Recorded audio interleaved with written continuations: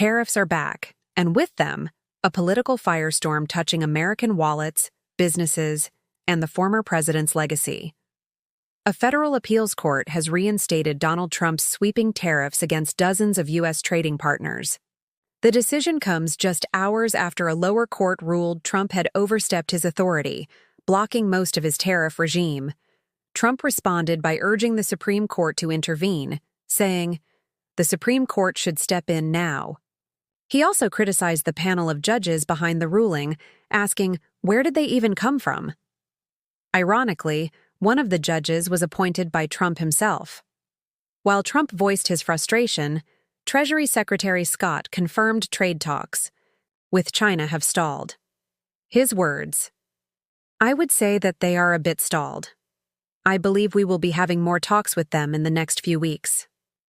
The previous trade agreement aimed to reduce tariffs to 30% on China, but discussions appear frozen.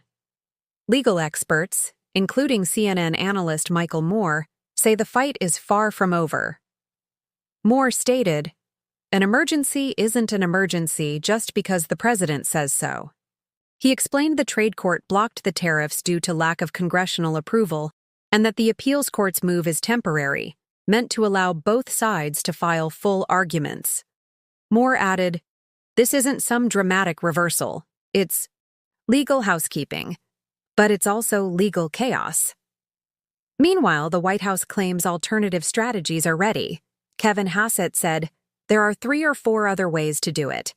Plan A encompasses all strategic options." Moore responded, "Plan A has always been to raise executive power, guns blazing, but courts aren't buying it, even the Trump-appointed ones. Under the Constitution, only Congress has the power to impose tariffs. Legal experts suggest the administration may need to return to that path. As Moore put it, you can't abuse your powers and then argue harm when other options were always on the table.